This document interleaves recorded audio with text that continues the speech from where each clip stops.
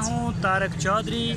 हमारे YouTube channel को subscribe कीजिए और बर वक्त मालूमात के लिए बेल आइकन प्रेस कीजिए। बिस्मिल्लाहिर्रहमानिर्रहीम। अस्सलामुअलैकुम दोस्तों, ये बहावलपुर में हमने एक गाय कार्गो की है रात के वक्त।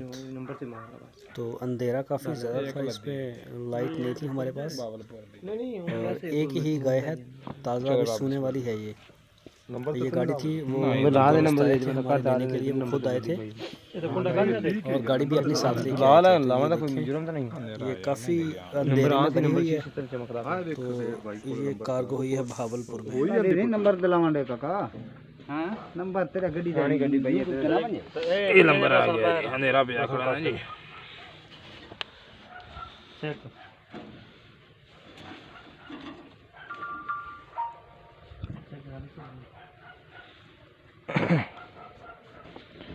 बंदे खुद आम तो लद लगे जाते हैं जी।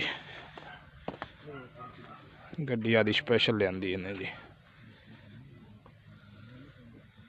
इको ही दी है जी। ये देख लो जी।